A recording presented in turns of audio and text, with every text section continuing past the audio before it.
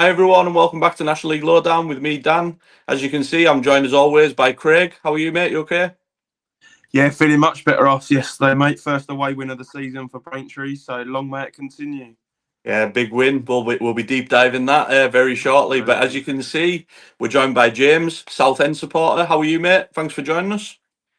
Yeah, I'm not too bad. Yeah, thank you for having me, guys. Yeah, slightly frustrating after a wasted journey up to Rochdale yesterday, but that's football, isn't it? Yeah, I mean, we're going to obviously talk about that a bit later on. But yeah, it was a frustrating time to call it off. Let's say that. But yeah, good to have you with us, mate. And obviously, we've got some questions for around Southend for you. So obviously, first off's an easy one. What have you made of your start to the season? Yeah, it's been encouraging. It's something that I wasn't necessarily expecting, if I'm actually honest. I thought there might be a hangover from Wembley, but we started well. I did read somewhere, I think, yesterday that said it's our best start for 35 years, which I wasn't aware of at all. But it's great to be seeing that. We've signed some good players in the summer, so long may it continue how we've starting off with a trip to Bournemouth on Wednesday. Yeah, I mean, you talk about your recruitment there, signing some good players. We done out a pre-season podcast, and I picked out Harry Boyes as one of my players to watch. And obviously, there's a lot been made of your wing backs and the way you play and stuff.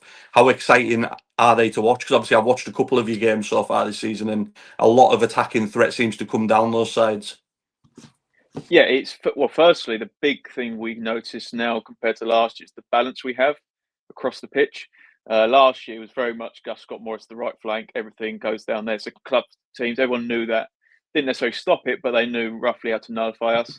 Whereas now Boyens has got that on the left side. So now teams are thinking, oh my goodness, where are we going to go? Where are we going to take sort of the edge off them? But he's provided such a threat down that left flank, and he's partnered up well with whoever's been out there with. Like we've got Sam Austin, we got him from Notts County, scored in his debut at Gateshead after a few minutes, so he's helping that out as well. So you've got two new players who are very attack-minded, can defend, but we also play in a way that our wing backs, particularly the left side, doesn't actually have to get back too much. We have Nathan Ralph sat behind, who was a fullback when we got him, but he's now more of a converted left-sided centre back of a three. But yeah, the balance is the big thing we've noticed, having him there. So, I mean, call me cynical, but I'm just sort of thinking back for our history. I'm waiting for him to get some sort of injury that scuppers us. So, sound like a man after my own heart there. And I'm always looking for things like, oh, it's going too well, something's going to happen, that kind of thing. Always. Yeah, I know how football works. If they're doing really well, it's like I said the same about Carlisle with Regan Linney yesterday. I was like, they took him off, and I'm like, yeah, just wrap him up in cotton wool, sit him on the bench, chill him out, let him have a break. Yeah. But yeah, like I say, some of the standout players, obviously more of your recruitment. Andrew Dallas up front as well. Been finding the net pretty regularly as well. Obviously had a spell in League Two, so I've kind of familiar a bit with him. I think he was at Barrow at one point. How's he doing? Obviously, I know he's scored, but is his overall play good as well?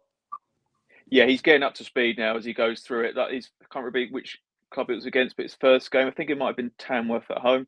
We won 2-0 because to see he was a bit sort of not up to speed with the lads, but also just his general match sharpness. But as it's gone on, he's played, scored goals. You can see technically he's above the level. He definitely has that threat. I'd seen him play before he came to us because he played for Oldham, Solihull, I think it's Chesterfield as well. So I'd seen him, but I hadn't really paid too much attention apart from just knowing his record. But I've been impressed with his all-round play. He can hold the ball up. He does drop deep. He does go wide. He can poach as well. Scored Solihull as well away. He will continue to get goals for us. It's just who he partners with now. That's the question Southend fans have. We've got Charlie Kendall up front, who did play with him for a couple of games. Charlie's hurt his hamstring, so then Tom Hopper's come in. Now Hopper, he does a lot of unselfish work. He often goes unnoticed. It's one of them type of players. He's a target. He's a unit. Could he score more goals? Should he score more goals? Absolutely. He should be scoring more. But I think if you're doing the work that helps your teammates and the overall team perform, I think you can turn a blind eye to it. But yeah, I just think we need to now set on who's Dallas's long-term strike partner, because one, Dallas will use his experience at the level to help them get better, but also score goals himself and help the team move forward. Yeah, I mean, you mentioned him there. One of the players that impressed me in the games I've seen was Charlie Kendall. How big's his injury? How long's he out for? I don't really know yet. It was the last home game we had. I lose track of it now. It's on the 6th. I think that whoever we played on the 6th at home, I think it was a 2-0 win. Halifax, that was it. We always win against Halifax. Easy to remember, really. But always at home anyway. And he had a couple of chances and then got subbed off. Nothing really looked out of sort. And then it was the next home game, whoever we had the week after that. He just was out. And then we heard it was touch and go for this weekend.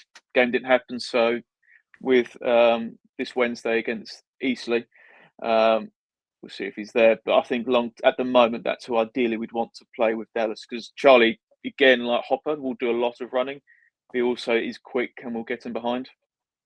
Yeah, I think that a striker like that to go with Dallas, because you want them to make the runs, you want them to do the unselfish work, 'cause then it creates more space for Dallas to do what he does best. And I think, like I say, a lot of fans don't notice it sometimes because they're not getting the plaudits at the end because they're not scoring the winning goal or anything like that. But it's just as important. I know in my team, Carlisle, Luke Armstrong does a lot of running off the ball.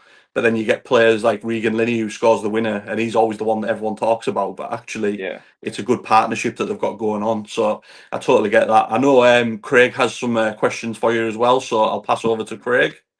Yeah, just while we're on the strikers, obviously you've signed. I'm going to try and say his first name. Slavy Spazov, is that correct? From Slough, is he one that you've seen not getting into the team that much? He's obviously only scored the once so far, and if anyone remembers that goal, I think that was the one where the Wealdstone keeper somehow let it in. It wasn't really the best effort you're ever going to see. So, do you not see him as a viable option? Is he always going to be a backup in your opinion, and potentially when everyone's fit, maybe going back down towards National League South level? Yeah, I think it's definitely one of them long-term sort of strategies with Slavy, just because he's come from part-time football. The strength we already have, it takes a while to get up to speed with it. Yes, you're right. You've highlighted the goal at Wealdstone.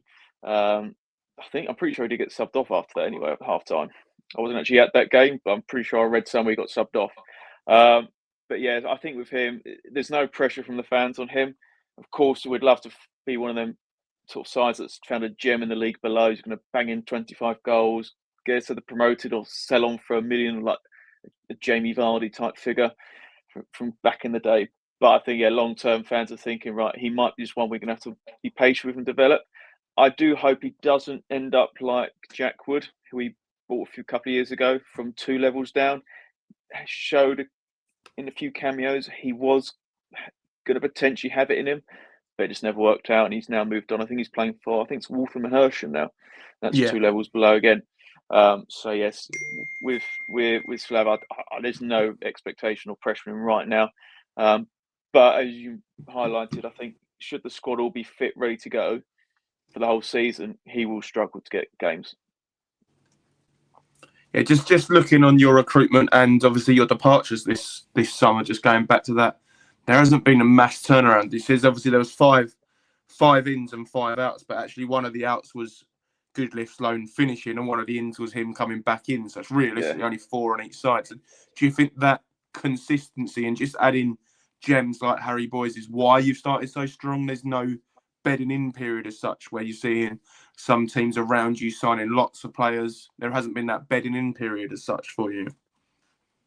Yeah, I think there's actually a lot that you can contribute to our positive start this season. One, we've actually had a proper pre-season for the first time in goodness knows how long. We've not had all the fiascos off the pitch with the ownership, etc. The lads have been able to train. We went on a pre-season tour, so it allowed the boys to have an extra time to gel. And also, we only had 4 weeks or so turnaround after Wembley before we came back for pre-season, which, the players anyway would like a bit longer, but that also means perhaps everything's not as foreign when you come back. You still have that mentality, that just a touch of sharpness still about you. But for sure, signing good players with potential like Harry, it means we're going to have quality to now push on. Because last year, I think a lot of fans in the league would have seen we dominated a lot of games. Possession-wise, we pinned teams down. They couldn't really get near us. It was only didn't score enough goals. And when we came against a team that basically parked the bus or let us have all that possession, we were hopeless at breaking them down. Whereas this year, signing players like Sam Austin, who has got that sort of just extra bit of quality, can find those pockets of space and thread that pass through to people like Dallas, helps us. Is now and it will long term. We also have people like Leon Parallon, who fans adore. We'd like to get more game time because he hasn't actually had as much as we'd like this season. But he's one, as soon as he gets on the ball, his head down, he drives at players, he creates opportunities, he gets you off the seat. So just everything like that, I think there's a lot of factors contributing to our positive start. Yeah, no, you've obviously briefly mentioned the playoff final there. What were your expectations going into last season? Was reaching the playoffs on Wembley beyond your wildest dreams, and nearly even more so, with obviously it being very close to becoming a reality that you were going back to League Two? When did you think playoffs were doable? Because I remember coming with Braintree on Easter Friday, I think it was, and we drew 0-0 on it. And to be fair, it was a bit of a snore fest. And the game you just described there was basically we shut up shop and you couldn't break us down. I thought your playoff chances were done then, and then obviously Gateshead dipped even more. You went there and beat them as well.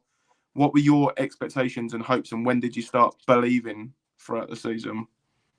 Well, you mentioned your visit to us Easter weekend. We also had a game, I think it was the week before, against Solihull at home. We lost 1-0.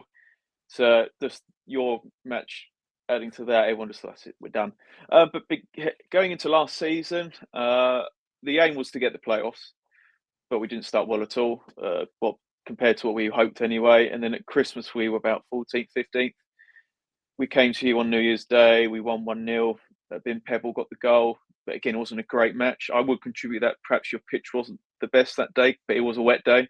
Yeah, you won't be the first fan or last but, fan to say that about Braintree, I reckon, mate.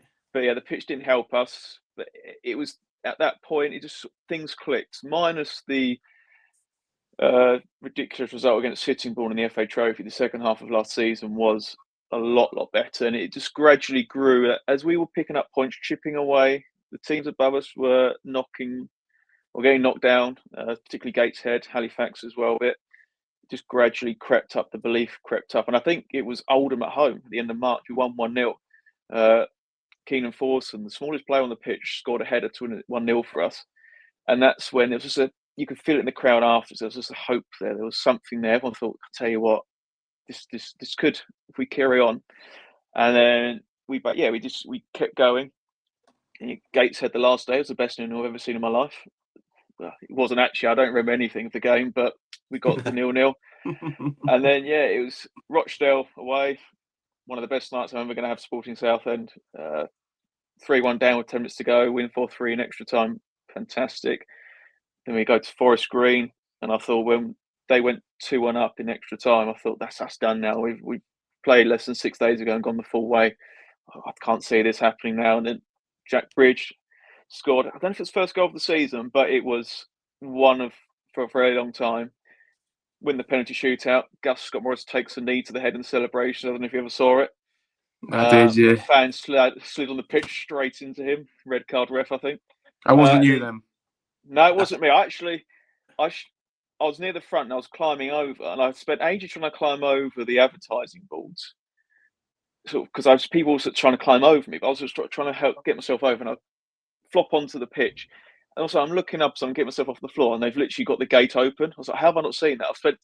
Felt like ages trying to climb over a barrier, flopped onto the pitch. Also, I think there's a gate right next to me, but there we go. But when getting to Wembley, it was something that really came out of nowhere. But to be 10 minutes from promotion, have 90 seconds of madness, I'm pretty sure I can speak for a lot of Southend fans if they're truthful and honest with you. That will live in our heads rent free for a long time. Doesn't matter what happens this season, next season, whatever that.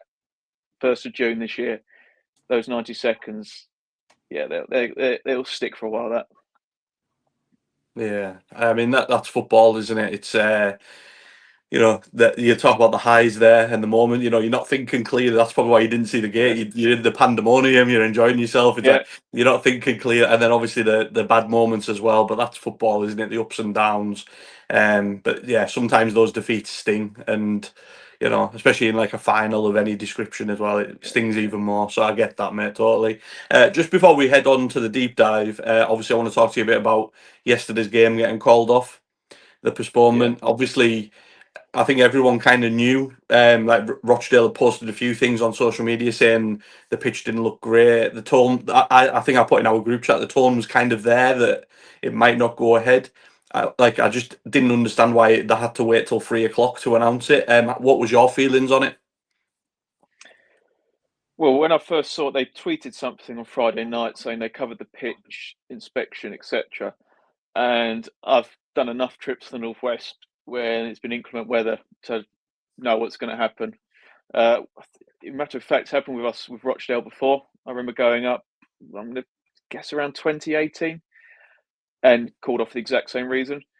So I sort of went sort of head there with sort of bated breath, but yeah, it was frustrating because it was so late on. I'm perhaps putting it down to because it was on the extended coverage, so it might have just been they were trying to hold as long as they could and hope it would dry out. But yeah, it's frustrating, but it's part and parcel of football. It just means we get a Tuesday night in Rochdale to look forward to.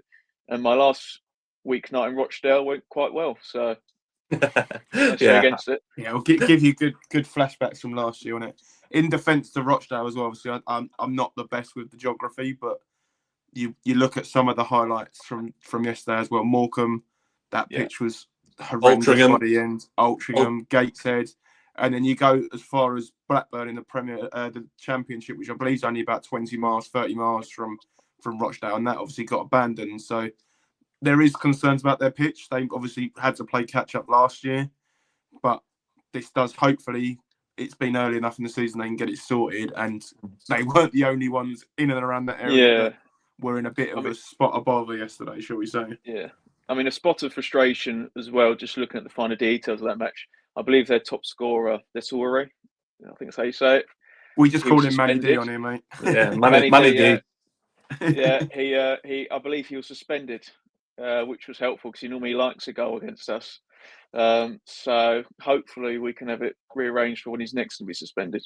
I mean, at the rate he's And picking up Devante Rodney as bookings. well. Yeah, I mean, Rodney's the other one as well. He likes a goal.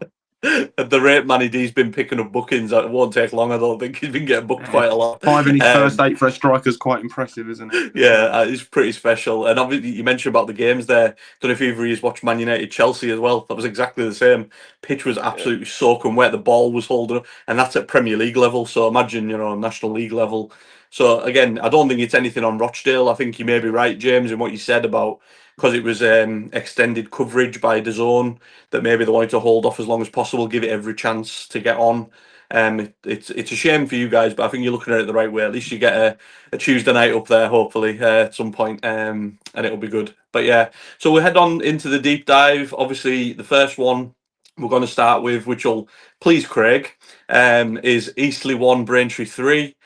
Obviously, this led into Kelvin Davies being relieved of his duties as manager. And like Craig said in the group chat yesterday, this is what happens when you lose to Braintree. But yeah, Craig, makes I'm sense to allowed to start say with that, you. mate. You're not allowed to say that. I mean, I can Yeah, say I did say it, you said it. I didn't say it. But yeah, Craig, will make sense to start with you, mate. Obviously, what a result for Braintree first and foremost. Yeah, so I was worried coming into this. We've obviously got a bit of an injury crisis. We've got 7 or 8 first teamers missing. Probably 5 or 6 of them would walk into the starting 11, I'd say, as well. So we've had to recruit again a little bit on loan, a little bit from the lower leagues because we're not blessed with money. We're not a York or anyone like that. We have a bit of a crisis, go and throw some money at it and solve the problem kind of thing. So I was really worried. I think I predicted us to lose.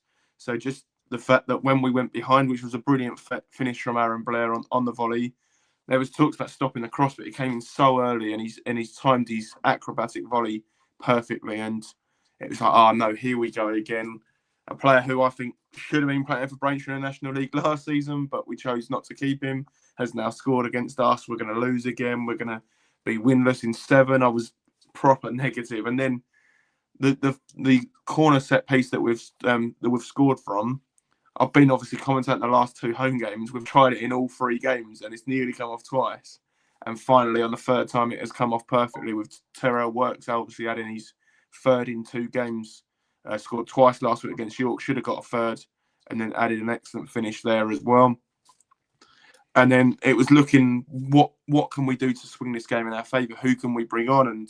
And Tom Blackwell, he's not had any minutes yet through injury. He's been back in and around the team, but that was his first time even named in the match day squad, and he came on off the bench and grabbed 2 goals. From a Braintree perspective, they're brilliant goals from him. He's drove, he's beat some players, but the word I've used here from an Eastleigh side is comical defending. How he's managed to get down that byline without a tackle on him and just kind of roll it in the net very casually was abysmal. And then the minute that game finished, you just felt like the writing was on the wall. There was a group chat going across the deck where I think a manager in League Two got sacked, and they went, "Who's next?" And I was just about to write about Davies getting sacked. He's got to be next, and it was done by the time I'd even finished my sentence. So it did feel like the writing was on the wall for him, and they've had a pretty poor start at Eastleigh. We've hyped them up quite well. I think most of us had them to finish in the playoffs because we were really impressed with their recruitment. But honestly, yesterday I've watched the first half, all of it, and then I had to go and pick my daughter up, so didn't quite catch the second half. But I've watched bits on the highlights. They were poor, and honestly, a Braintree team there for the taking is probably one of your ideal home games at the moment, as harsh as it sounds on Braintree, and they looked abysmal, and by the end, Braintree looked comfortable. The third goal, again, comical defending, and when you get a result like that at home, and it's not an anomaly, it's happened once or twice, or maybe even 3 times this season now. You know the writing's on the wall. It's time to shake hands with the manager and move on. And the name I've heard touted at the moment is, I believe it's Gavin Cowan. I might not get his name correctly there, from Brackley. So he might be looking at that as a step up, but actually Brackley are flying at the minute and are above Eastleigh in the league. But Eastleigh would probably be a upward step for him, and something obviously he can look into, and maybe with a few finances push them back towards the playoffs, because he's got a track record of doing quite well with Brackley. Be interesting if he wants to take that step up. That's just the name mentioned, though. I don't know how much is in that one at the moment. Yeah, I think obviously you mentioned about Eastleigh there. We've said for the past few weeks, haven't we, that you just never know what you're going to get from them. That game they had with Halifax last week, where it was literally a game of 2 halves. They looked really good in the first half and then looked abysmal in the second. And it seemed like the writing was on the wall for a while, because there was rumours a few weeks ago that Davies had lost his job. I remember there was someone had said it had been put on social media, but it hadn't been. But a lot of people had commented on one of our videos saying he'd been sacked, and so we had to look it up and check that he hadn't been. So obviously the writing's been on the wall for a while. For Braintree, Terrell Works is looking like a real signing.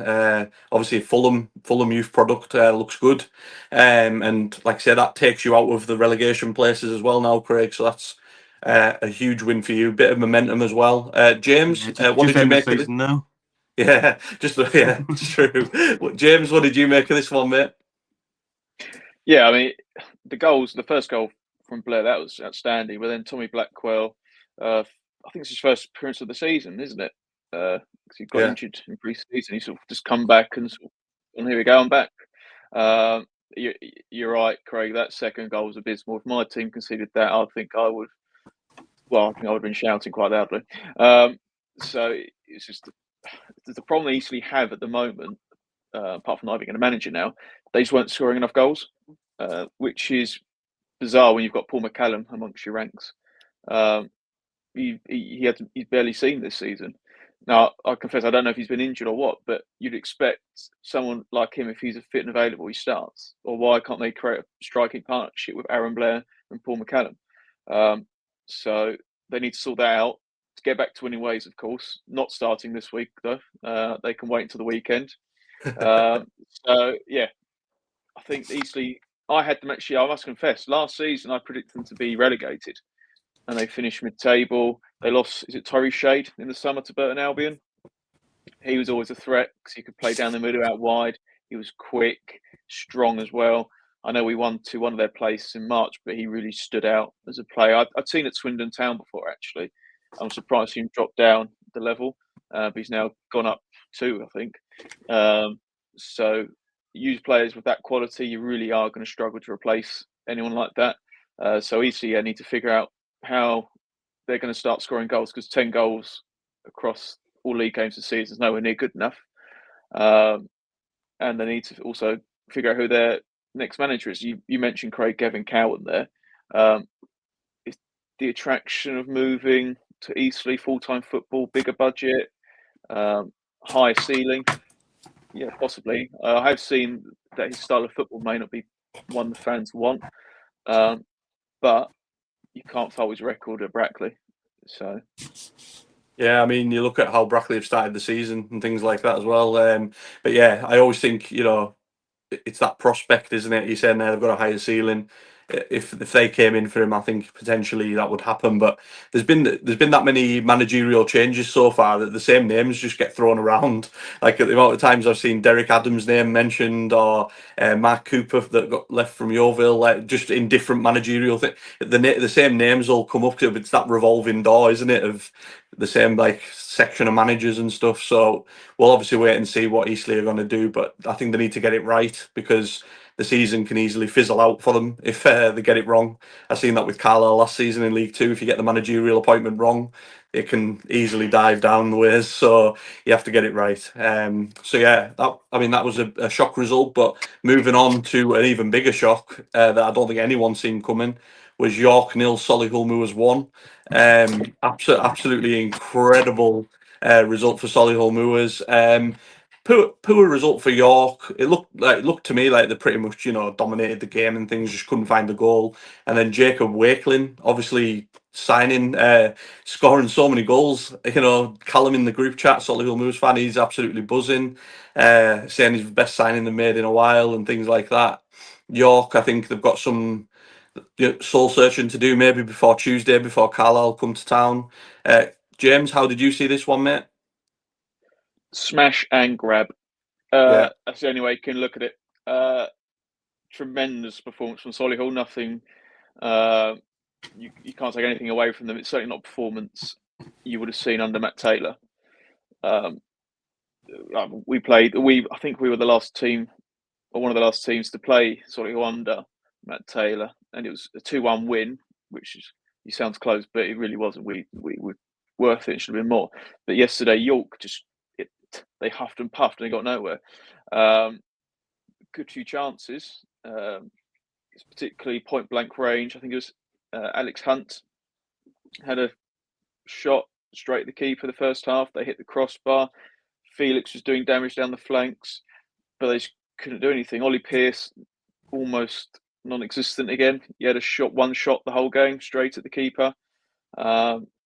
And they just basically they had a good corner just before Solihull actually scored. They had a corner. They swung very nicely to the far post. Howell gets his header on it, but again straight to the keeper.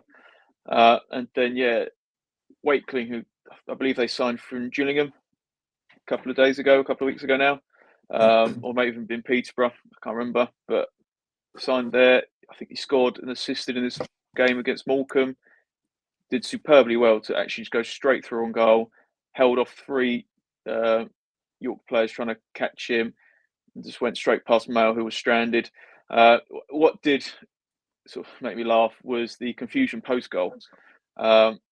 Creaney got shown a yellow, then a red, and everyone's shouting. You can see you don't have to be a pro lip reader to see what everyone's shouting, saying he hasn't been booked. He hasn't been booked. And the ref's sort of trotting back to the halfway line to get things going again. And then all of a sudden, he's obviously been shouted down by his fourth official in the ear, saying, no, come back. And then goes, oh, yeah, sorry, I forgot. I didn't realise that. And rescinds the red and the second yellow. And all of a sudden, Ben Warman, who I think they signed from Gateshead, I believe it was. He was sat there on the bench minding his own business. And then all of a sudden, he gets shown his second yellow and off he goes. So, yeah, all that confusion there, it was just a bit like everything that, as a team, York will probably just find like it's just not our day. Like you've dominated the game, like 16 shots the whole game, albeit your XG was pretty low at 1.29, I believe it was. Solihull, 6 shots, counter at the death, score. It's one of them. And it was actually pouring it down with rain. So. Yeah, I mean, again, like you say, smash and grab. It's the stereotypical smash and grab, isn't it? Wakeling was at Gillingham, but I think the signing from Peterborough, I just looked there. He was playing in Peterborough's under 21. So you were right with both teams, to be fair, mate. So that's pretty impressive. Well done, Craig. How did you see this one? Yeah, nothing too much to add. I think you boys have summarised well. But yeah, Laurie Walker was on top form. He saved the reaction 2 minutes in, and if you don't save that, you're probably looking 4-0 York. So keepers can make a big difference in the game. And you could just see at the end with the goal that York were going for all 3 points and were so open in the transition, like I talked about they were against Braintree, where the two wider centre backs are free to join in. We obviously talked about Fagan Walcott earlier and how good he can be.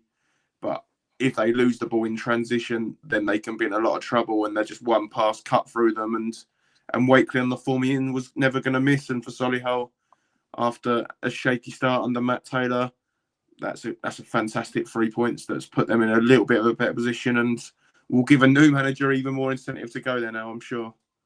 Yeah, definitely. And like I say, momentum wise, they're going to be bouncing from that now, after a really bad start. And yeah, like I say, I think that was a performance as well that, like James said, we wouldn't get from a Matt Taylor side.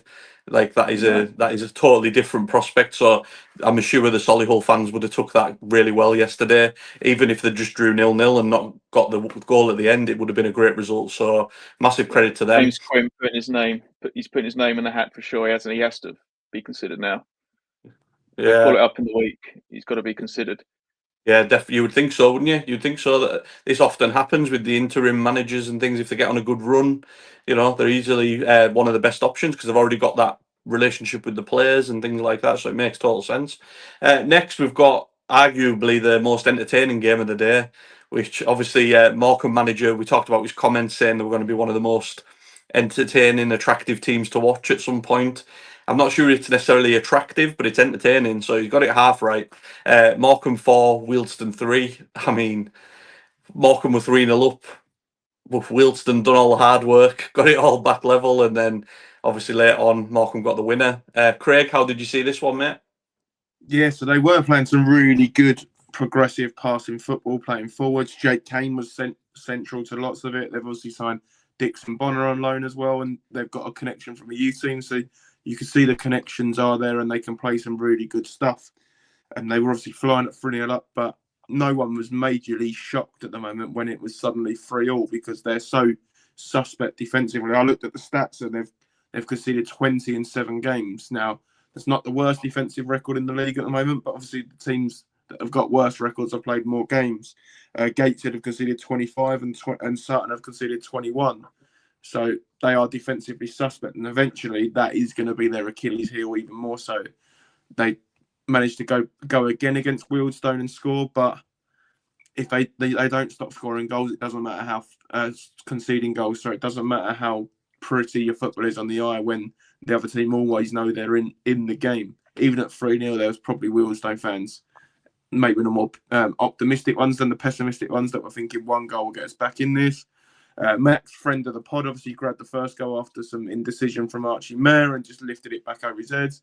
And then you just felt that tide turn. And when it's 3-3, I thought Wealdstone would eventually go and win 4-3, and none of us would have been surprised. But credit to Morecambe for showing that resilience and maybe getting that win after obviously their first win. This is their first win after that initial first day kind of hysteria and how good that was for them.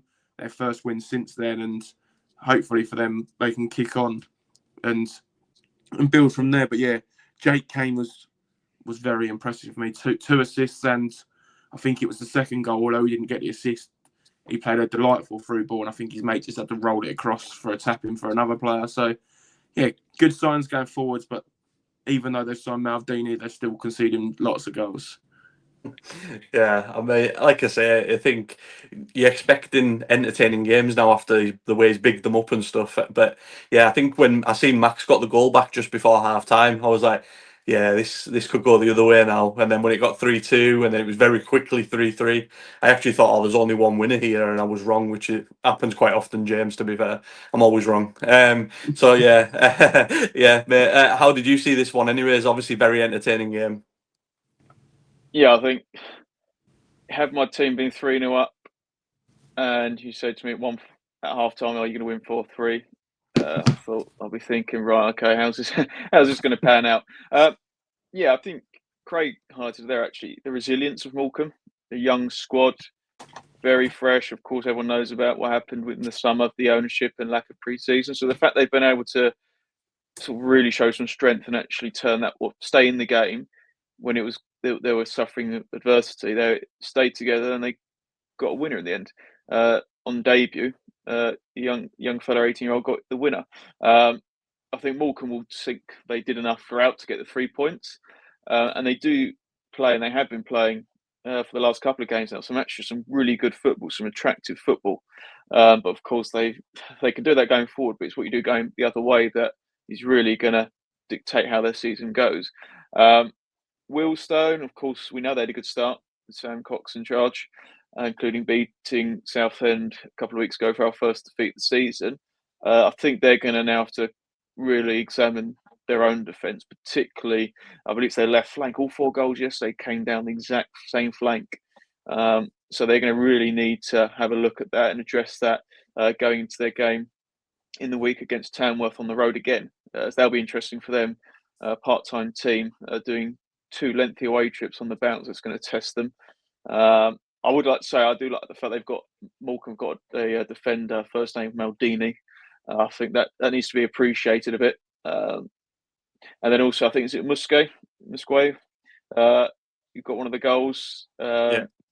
He's looking very talented and exciting.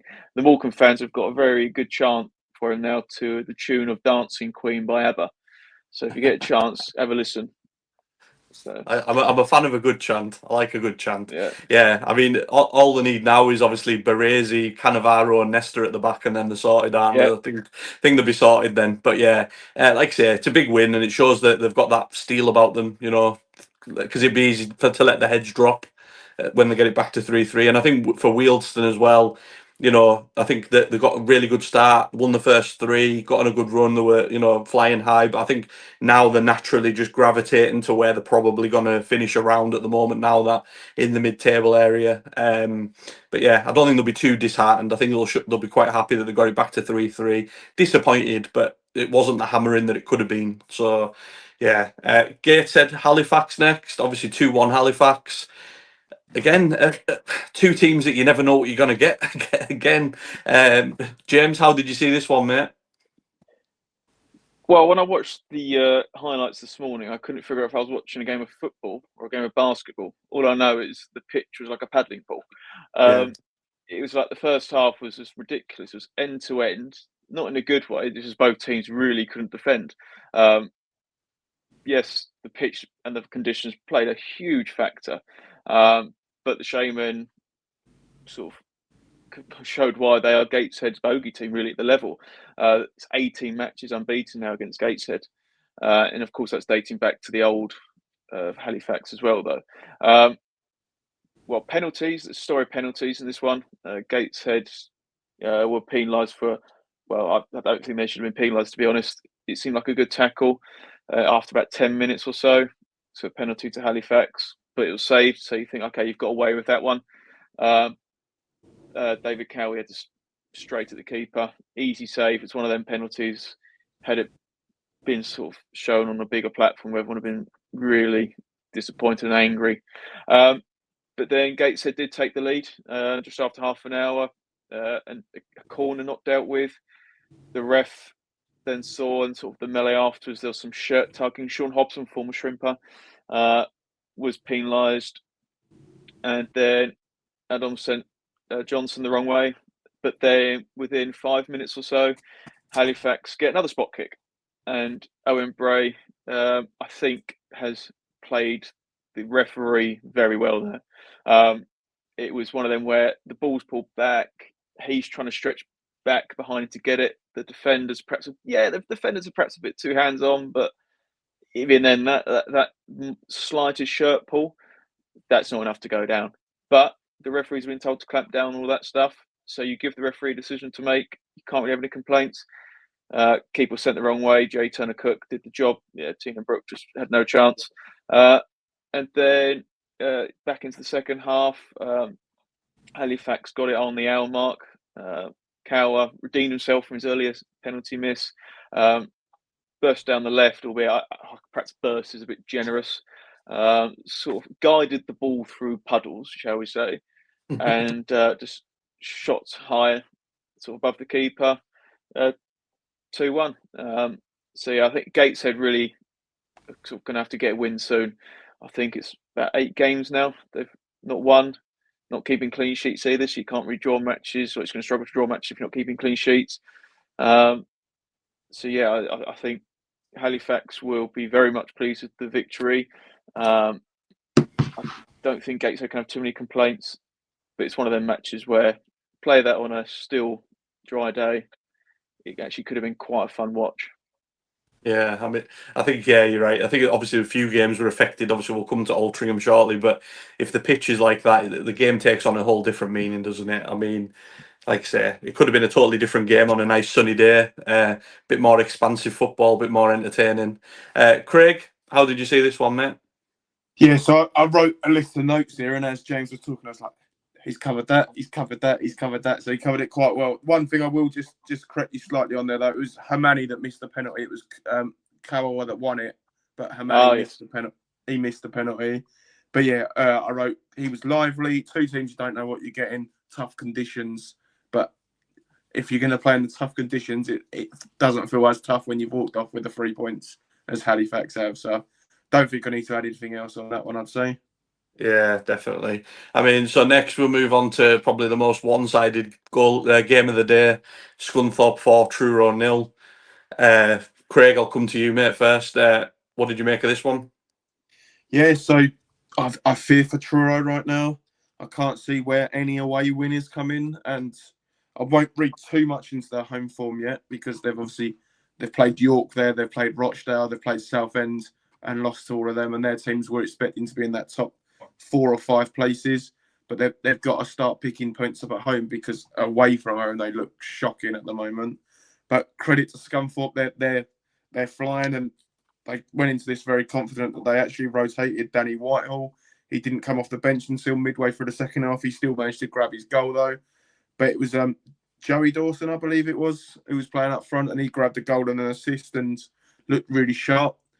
I'm reading a little bit about him because I think they had him originally, and then he actually went to Celtic, but never kind of broke in there. Was in the B team, I think, mainly at Celtic, but has come back, and it just gives them a lot of variety up there. They've got Whitehall, they've got Roberts, they've got Declan Howe, they've got him. They've got firepower to score goals, and we're talking about them being the playoff winners and Truro being a team that actually won in the leagues below, but Scunthorpe are leaps above Truro in what they're aiming for this season. And honestly, they could be that team that sneaks into 6th or 7th. I think the top 5 might almost be set now with Carlisle, York, in no particular order before anyone gets at me. Carlisle, York, Rochdale, Southend, Forest Green, and then you got the likes of Boreham Wood, Scunthorpe that I think could be taking those potential last spaces. But yeah, they're flying and still unbeaten, and every week they finish a game now is a plus for them as well.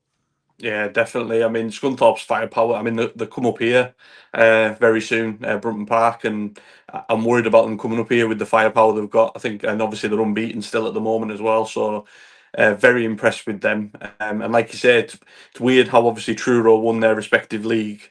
Scunthorpe came up via the playoffs, but actually Scunthorpe aiming a lot higher. But obviously, it's the stature of the club, the size of the club, the expectation, things like that. James, how did you see this one, mate? Yeah, basically, the iron's too hot for the tinners, basically. Yeah, Craig says there that the away win for Truro needs to happen sooner rather than later. You could look at Tuesday this week, away at Brackley. That could be one for them. The 2 title winners from last year up against each other. But yeah, Truro, apart from Morecambe playing catch up, they are sort of basically bottom of the league, aren't they? It seems there's not. Yes, they've lost a couple of close games, but that's the difference between staying up and basically going down, or getting cut adrift actually by Christmas, not even going down. I think Scunny are now beginning to prove that they're going to be here to stay, sort of around that playoff chasing pack you highlighted. Boreham Wood at home in the week. Those 2 teams will probably now be thinking, okay, we both want to win the same boat. We want to just be on the outside. We know we're not big or good enough, strong enough to compete with the big boys at the moment, but we're going to hang around now and prove ourselves. And we play Scunthorpe like yourself soon, so I'm looking forward to how that actually pans out. They've got a couple of good players, such as Alfie Beeston, players like that, who could cause us problems. But also, I think we actually have quite a nice home record against Scunthorpe. Yeah, like I say, I think obviously we've talked about momentum in general, so momentum's huge. If they're still unbeaten when they come up here, I think they've got that aura about them where they think they're unbeatable. So it should be interesting to see what happens. And I think when they do play the bigger sides again, should be interesting. But for Truro, I do worry that they're going to be one of them sides that gets cut adrift quite early on, if they don't start picking up results, like I say, especially away from home, because at the minute, like I know when they came up here a few weeks ago, they're just set up to try and contain Carlisle. Had one chance early on, but as soon as the first goal went in, it was just one-sided, backs to the wall. And yesterday was very similar. So I do worry for them. And then the last of the deep dives, one I'm happy to talk about: Altrincham 1, Carlisle 2. Regan Linney coming back to haunt his old side. James, I'll come to you first, mate. How did you see this one? Yeah, as a neutral, I enjoyed seeing Linney return to haunt his old side. The goal, very good goal, and he did go straight over to the Alty fans behind the goal, and obviously had exchanged a few words. I'm pretty sure that's because he was booed from start to finish. But yeah, Carlisle proving again, 4 wins in a row now. They're not hanging around this year. They're going to be ones to get straight back into the EFL like every relegated team does, but rarely actually can do. They got on their way with Lewis Banks' an own goal.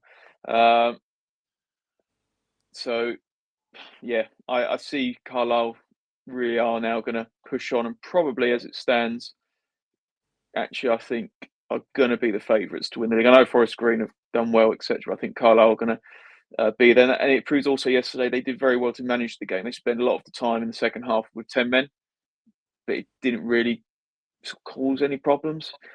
Mark Hughes, first time at the level, fair play for him sticking around at the level, but he's got the team set up well.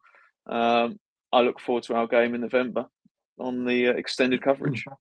Yeah, I mean, you said there obviously about Carl, and they dug deep in the second half. Altrincham put a few balls in the box, had a couple of, I would say, gilt-edged chances that Breeze made, a couple of good saves, and there's a couple that went just wide. But in general, I thought we were quite comfortable, even though it was only 2-1. Cameron Harper getting sent off. Again, it was two yellow. It was just it was two yellows. He deserved to be sent off.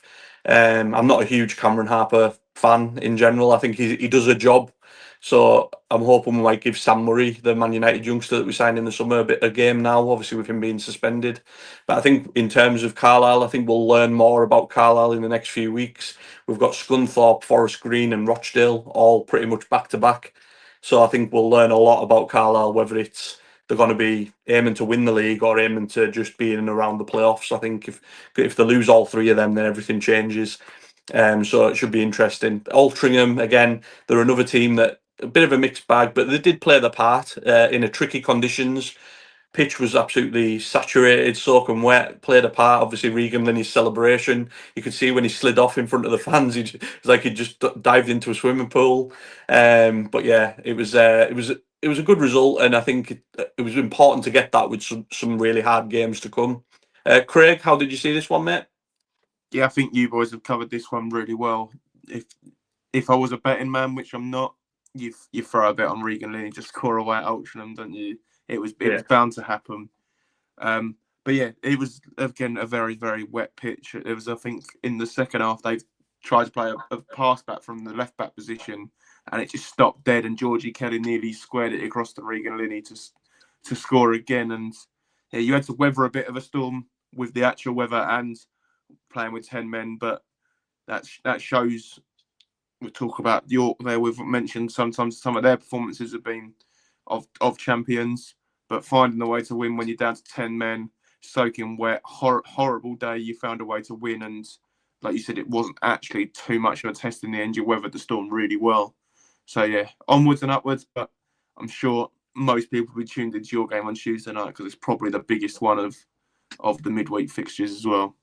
Yeah, I mean, just before we move on as well, I just want to say a massive credit to the 1,056 Carlisle fans that stood in the absolute soaking wet rain. Absolutely, they were all absolutely drenched, shouting at the social media camera and that, like, come on, and that, absolutely soaked. So again, massive credit. And that game yesterday is a game we would have lost last season. We'd have caved in and absolutely just, once we went down to 10 men, would have caved in and lost that game. So I think that's a sign of real progress. Again, I know obviously it's different levels and different leagues and stuff, but I just think mentality wise, that was a big win yesterday and shows we've really turned a corner. Obviously, that's the end of the deep dive. So next we'll have it's obviously 5 due to the postponement, but I did have it ready as 6 in 6 minutes. I'm just getting it ready because obviously I'll have to shoot it through. But yeah, so 5 in 5 minutes, it's my turn. Mark hasn't been here for a few weeks, so me and Craig's decided Mark's going to do the next 4 or 5 weeks just to make up for the lost time. But yeah, so 5 in 5 minutes. First up was the early kickoff, Brackley Sutton. Pretty much, I mean, it wasn't the best game to watch, to be honest, but Brackley got over the line near the end. Connor Hall with the winner. Sutton, they'll be waiting until they get the new manager in place and try and build from there. I think they've done it. They've done, they performed well, but Brackley at home have done well this season. Showed real steel coming up. Again, another game that wasn't particularly, the best to watch, which was Aldershot 1, Hartlepool 0. I've nearly said Owen Hargreaves then. Cameron Hargreaves with the winner was the difference. Aldershot's first win in 5 games. But Aldershot now, I was saying for weeks and weeks that there were value for money. There was games that were 4-3, 5-1, 3-2. Obviously, they came to Carlisle, lost 2-0. Then they've won 1-0 there. They're showing now that, they can maybe tighten at the back a bit, grind out a result like they did yesterday against the Hartlepool side that did start the season well, but they seem to be stuttering a little bit. Another game that, again, Boston, I've said it a few times tonight, but another team, Boston 0, Bournemouth 2. Boston are a team that we don't really know what we're going to get from them. They obviously finished the season incredibly well last season. They've started the season really poorly here. Bournemouth are absolutely flying. I think Bournemouth are up to 4th now. Zach Brunt and Abdul Malik, I think I pronounced that right, with the goals. Boston now dropping into the relegation. I know you can't read too much into it after 9-10 games or whatever, but I just think that especially at home, they look worrying at home. I'll be a bit worried. Bournemouth are just riding that wave, and again, I do think potentially they might fall away a little bit. But I think what Craig said earlier about Scunthorpe, Bournemouth being them teams that maybe sneak into that last playoff place, I think that could be one there. And then obviously the next one was another 1-0, which was Tamworth 1, Yeovil 0. I hope I've pronounced this right. Kennedy Digi. I'm not sure how you pronounce that.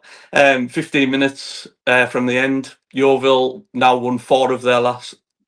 No, Yeovil. Tamworth now won 4 of the last 5 games, up into the playoff places. Another friend of the podcast, Jazz, with a clean sheet again. Massive win for them and the flying. Again, I know on here we've said they were going to struggle because they'd lost Dan Creaney, but they seem to have really pulled it round and on a good run of form. And then lastly, Woking 0, Forest Green 2. Forest Green, I know some of their supporters have messaged the podcast and said we don't deep dive them enough, but it's because a lot of their wins are just very routine and they are probably comfortably the form team in the league, playing well. And again, it was just another one of them. And just to quote Mark, because he's not here, the dry toast. Obviously, they beat Gateshead 5-0 a few weeks ago, and then they've kind of just dipped back in form again, so a bit worrying for them. But again, I don't think they'll be too concerned because Forest Green are going to be up there, come the end of the season. I don't know if anyone's seen the video of Robbie Savage with the young fan where he brought him over the boardings and had him cheering with the fans and that. I think Robbie Savage has had his critics, but I think he's really. I think people are really warming to him, and he's doing all the right things, keeping cheering the fans up and keeping them on side as well. So massive credit to Robbie and Forest Green, because I think the start they've had has been incredible and obviously still unbeaten. we'll see what it's like when they come up Brunton Park. Hopefully that we can change that. But yeah, that's my 5 in 5 minutes. I got there just about after a couple of stutters. When I said Yeovil had won 4 in 5, I was like, no, they haven't. I was like, they definitely haven't. Sorry, Ethan. Yeah, Mark Cooper But yeah. would still be in a job if that was the case.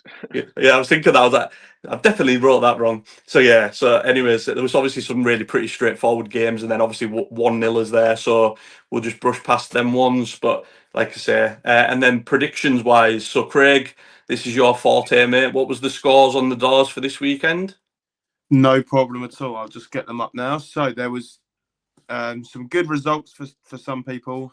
Not naming any names there, Dan, but you had a very good week this week. Yourself and the guest scored 21 points. You got 3 perfect results. If you can remember what yours are, I can't quite, so I'll throw back to you. I think my perfect results were Carlisle 2-1. I think it was Tamworth 1-0, and then I think it was Forest Green 2-0. I think. Yeah, we'll go with that. I mean, I could have said anything there, and you didn't know anyway, so it didn't matter. And I think the guests was pretty much the same as well. Louis from the Sutton fan, I think he predicted pretty much not identical to you, but got the same perfect results along the way. And then, I didn't get any perfect results this week, but I got 6 correct results. So I backed the right teams quite well, but just not with the right score lines.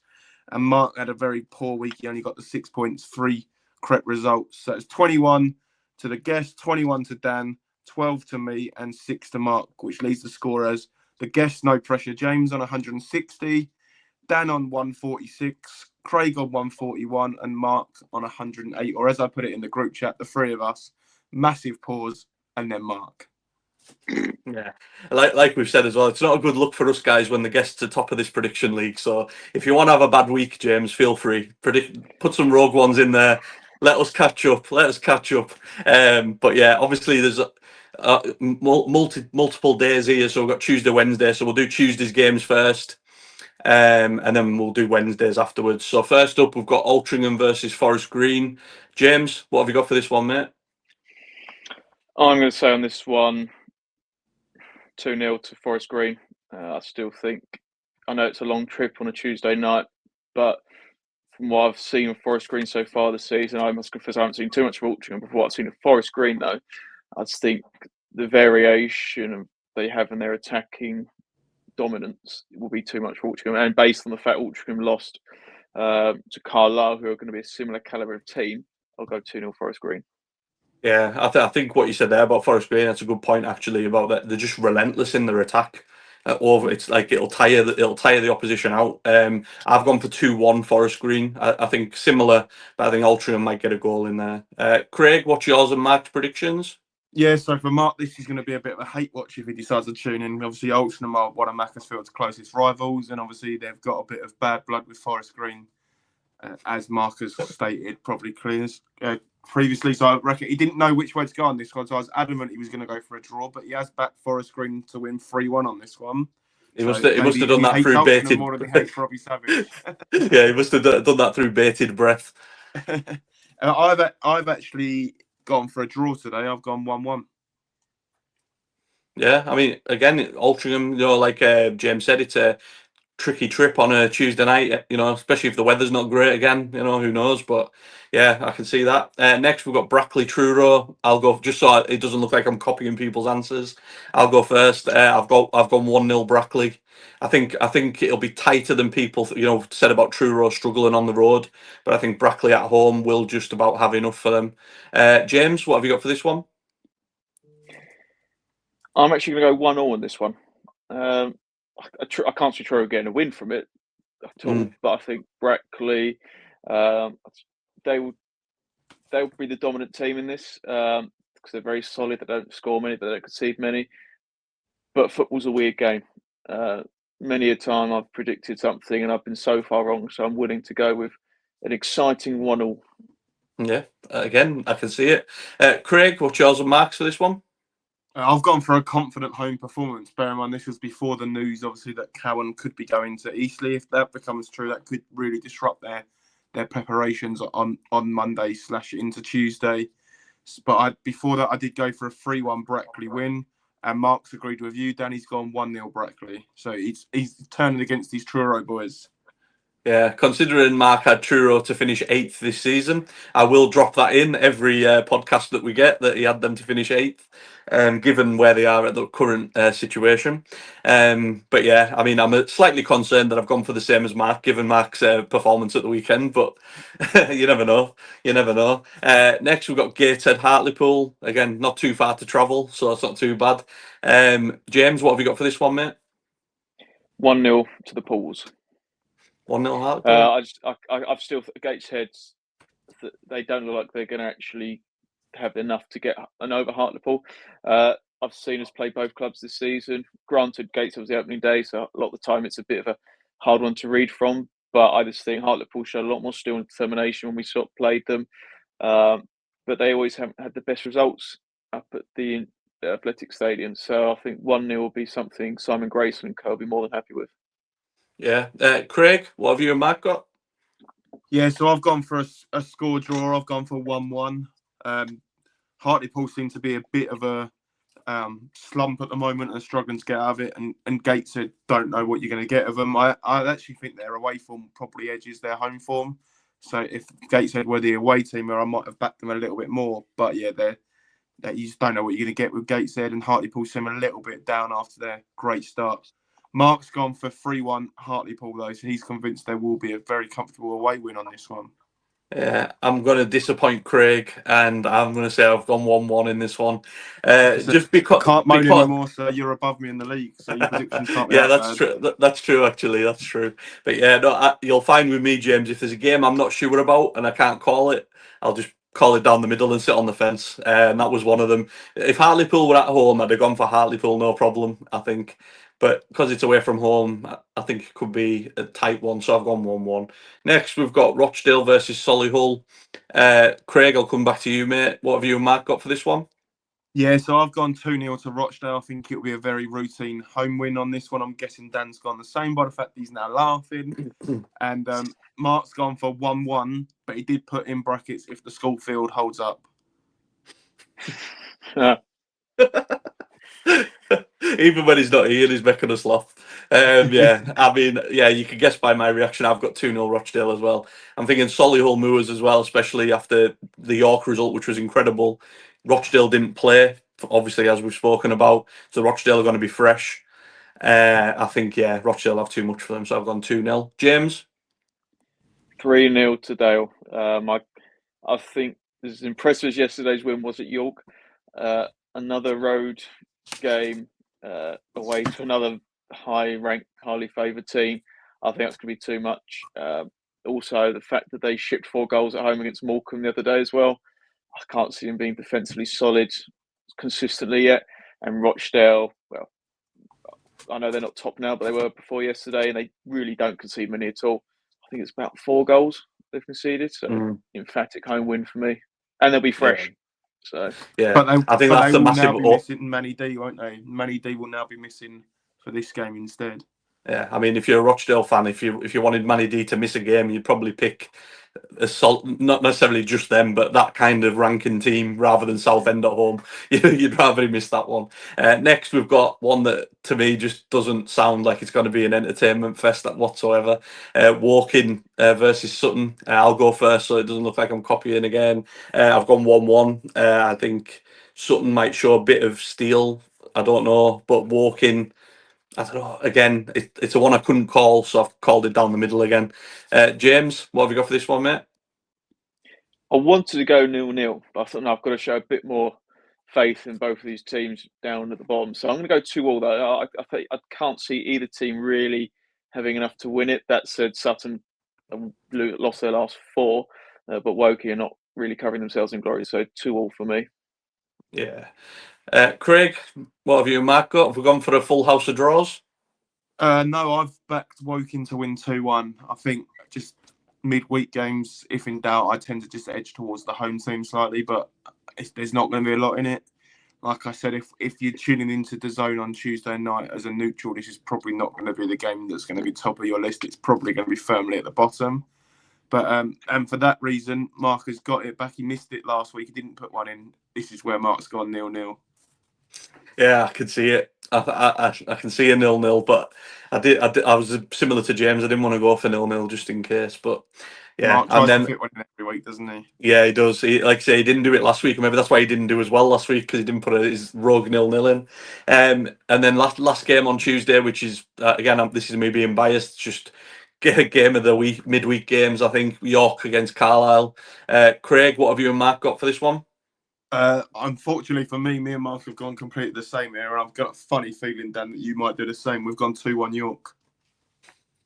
Yeah. I mean, again, I think there will be a reaction from York after the Solihull game. I think it'll be a tough place for us to go, but I'm more hopeful after the way we performed against Altrincham, digging out a result. So I've actually gone 2-2. My initial prediction was going to be 2-1 York, but I've actually gone for 2-2. That spirited second half with 10 men yesterday really filled me full of hope. So hopefully we can get a draw there, or even better, get the win. James, what have you got for this one? Now, part of me wanted to see York win this one. Even before yesterday's result, I just sort of I wanted someone to say to Carlisle, right, here's a smack in the face. Welcome to the National League. This is how we do it here. But I'm going to go with the draw. I think it's going to be for a neutral. I think this is I'm hoping anyway. This is going to be one of those matches where you tune in for a tenner on Tuesday night and you watch you game in non-league, perhaps for the first time, and say, "Wow, what an advert!" Two real good teams. Carlisle do score a lot of goals, but I can't see them really doing too much damage to York's back three. So 1-0 for me. Yeah, like I said, I think we said before we went live. I worry a little bit about Carlisle's midfield, maybe getting overran in there a little bit, unless Hughes changes the setup and packs the midfield a bit more, maybe. But I do worry about that a little bit with all the attacking threat that York have. And then obviously on to Wednesday's game, we've got Aldershot against Yeovil. James, what have you got for this one, mate? See, I wanted to have an absolute goal fest because that's what Aldershot are sort of normally going to give you. But their last few results, as we covered earlier, are now bucking that trend. But I'm still going to go with the shots on this one because I know their manager. He lives in Southend, so I do see him quite a lot. I'm going to go with 2-0 to Town. Yeah, I've got 2-0 Aldershot as well, mate. I think, like you say, the last couple of games has thrown me off. I would have normally went for like a 3-2, 4-3 bonanza, but I think the way they've been playing the last couple of weeks, it's a bit different. Craig, what have you and Mark got for this one? Yeah, so I've joined you two, but I do think there might be a few more goals. I've gone 3-1 to Aldershot. Dewhurst has been extremely good in goal for them. Obviously, he was probably man of the match up at Carlisle, and from what I heard, he made some really good saves again yesterday. But I do think he will be beaten by Yeovil. But it will be a fairly comfortable 3-1 win for Aldershot. Mark's on the fence on this one. He's gone for a Desmond. He's gone 2-2. Ah, I mean, again, it could be one of them games where it's just so hard to predict, And I did contemplate a draw, but who knows? Next, we've got Boston Braintree. Craig, makes sense to come to you first, mate. Are you going to go for your team to win now? Yeah, so I'm quietly confident about this one, and that's usually when we end up losing. And I'm quietly confident. Boston, I feel like they're in quite bad form. The anomaly was obviously getting a point against Southend, but they've been struggling a little bit lately. There's been rumours of unrest and Graham Cochran not being particularly happy there. I think they're struggling with injuries similar to ourselves. We've got that little bit more confidence after beating Eastleigh yesterday. So I've gone 2-1 away win, 2-1 Braintree. Yeah, I mean, I get it after the result. Why would you not? What's Mark got? Mark's gone for a draw, which I'd take as well. To be fair, I'd take a point. The point would suit us more than it would suit them. Yeah, James, what have you got for this one? 0-0. I really can't see this being fun to watch, and there being much in either boxes to go on. Graham Coughlin's sides in general, before even Boston, they're not fun to watch. I know he can get results. He proved it in the last season. He proved it at other clubs, but otherwise it's really low margin football. And Braintree, I think I'm always very sceptical of teams who are part-time travelling back to back in a few days. I think it just takes too much out of them. but in the bigger picture, they'll look at 0-0 on Tuesdays, 4 points in 2 away games. So I think they actually would take that. Yeah, I mean, again, I kind of echo that a little bit. I've gone for 1-1. I think Boston again.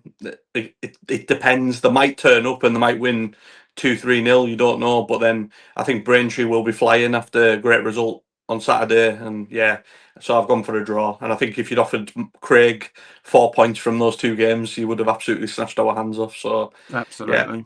Next, we'll come to your team, James, which is Eastleigh against Southend. What have you got for this one?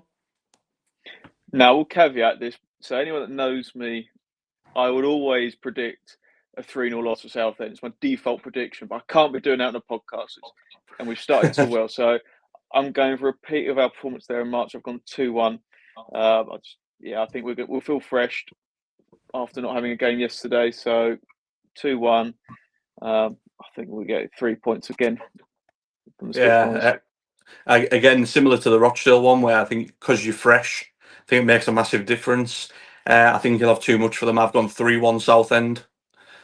Craig, what have you and Mark got for this one? Me and Mark have agreed on this one. We've both gone away win 2-0 Southend. Yeah, I think Eastleigh will get that new manager bounce once they've appointed one. But I think at the moment, obviously, they'll just be interim and things. So yeah, I think Southend will have too much. Next, we've got Morecambe Halifax. I'll go first for this one. I've gone 2-1 Morecambe. I just think Halifax, like we said, I know they got a good win on Saturday, but it just wouldn't surprise me if they win one, lose one, win one, lose one. And Morecambe seem to be playing some good stuff after the manager made all them promises. So we'll go for a Morecambe back-to-back win. Craig, what have you and Mark got for this one? Yeah, so I've agreed with you, but I've put a lot more goals in my game. This is the game that if I wasn't watching Braintree, obviously loyal fan, I will be watching them. I still debating whether to go to Boston or not. It's about 2.5 hours on a Wednesday night with work commitments and obviously a young family. So if I don't, I'll be watching that. But deep down, I'd be wanting to watch Morecambe beat Halifax 4-2 because I think that's going to be a very open game. Mark thinks it's going to be open, but he's backed Halifax 3-2 away win. Oh, a bit of variety. We always like a variety. James, what have you got for this one, mate? Yeah, so I'm matching Markham, so I think 3-2 to the Shaman. As fun as Morecambe are to watch, especially in their last couple of games, you can't ignore the defensive frailties. And I think Halifax will just have a bit more sort of nous just how to get a result. So yeah, 3-2 for me. Yeah, I mean, again, I can see anything in this game. To be honest, if one of you had told me it was going to be 6 apiece, I would have believed you because you just don't know. Next, we've got Scunthorpe, Boreham Wood. James, I'll come straight back to you, mate. What have you got for this one? I've gone 1-0. The 2 playoff winners from last season coming up against each other. Scunny, for me, are the better team at the moment. Based on what I saw of the highlights I've seen the last couple of games, even though Boreham Wood are higher, just based on what I feel of the performance we're going to offer. But Luke Garrard on the road with that team, they're just going to know how to really wind up the home team. Yeah, I mean, funny you should say that because like I kept thinking Scunthorpe win, but when I've said this numerous times on here, Boreham Wood are the best team I've seen up at Brunton Park this season, and I think he'll just find a way to adapt and get a result. So I've actually gone 2-2 in this one. I've gone for a Desmond, like Craig likes to say. 2-2. Craig, what have you and Mark got for this one? Yeah, so obviously Boreham would have been unbeaten since the opening day. They lost on the opening day. Scunthorpe are still unbeaten. Unfortunately for Boreham Wood, this is where I believe their unbeaten run goes. It's quite a long way to travel midweek. Scunthorpe are flying. They managed to rotate a little bit at the weekend and get their result. So I'm backing them to win 2-1. Mark's very confident in Scunthorpe and he's gone 3-0. Wow. Which, it was a bit of a shock to me on that one, but yeah, it could happen. Flying. Yeah, it could happen. Yeah, definitely. And then the last of the games is Tamworth versus Wealdstone. Craig, I'll come back to you. What have you and Mark got for this one? Yeah, so Tamworth, one of the form sides in the league, as you said, won 4 of their last 5, and the one they lost was away to York midweek, so no disgrace in that one. Wealdstone have kind of levelled out after their flying start, maybe not winning as many as they want, dropping points as well. And I think we both think this is going to be a home win. I've gone 2-0 and Mark's gone 2-1. Yeah, I've got a home win as well, but I've gone 1-0 Tamworth. Again, just similar to when they played Yeovil. I just think one goal could change it. Another clean sheet for Jazz as well, friend of the podcast. James, what have you got for this one? 2-0 to Tamworth. I think with the artificial pitch they've got up there, I just think it's going to be just something that plays into their hands. I'm hoping one of them comes from a Tommy Tonks throw-in. But yeah, I think Willstone, that good start is now petering out, and another away trip. Definitely. That's another long away trip for them. They probably haven't even recovered from yesterday yet. So getting back on that coach up the M1's not going to be fun for them. Yeah, definitely. And like you say, that's it for our predictions. So Callum will post them on our social media, the final table, everything like that. Craig does the graphics. And it's all, great work by everybody that we do all this. And like I say, it's not a great look that the guests are top, but it's a long season, so we might make it up. And obviously, hope you've enjoyed. And our target for September is to get to 500 subscribers. I think last time I looked was 461. So we're edging closer and closer. We're getting there. But if you haven't already, like and subscribe. And thanks to Craig for joining us as always. Yeah, pleasure. We've got some fantastic guests coming on soon as well. I'm not going to give anything away, but I've just seen our group chat's gone a little bit mental as there's been a very exciting manager. That's all I'm going to say. Potentially coming on at some stage. Yeah, there's some exciting things coming for the podcast. We've got some people lined up and other people maybe in the pipeline. As you would say in football, we're in talks with them to come on the podcast. So really looking forward to the exciting times ahead. And James, thanks so much for joining us, mate. Much appreciated. And all the best to Southend for the rest of the season, apart from when you come up to Brunton Park. And I'll see you Boxing Day for the Essex Derby. Oh yeah, the pub team up the road, eh? It's been a pleasure, chaps. I really enjoyed this. Thank you. Yeah, no worries, mate. Thanks again. And yeah, thanks everyone for watching. Don't forget to like and subscribe. We'll catch you all next time.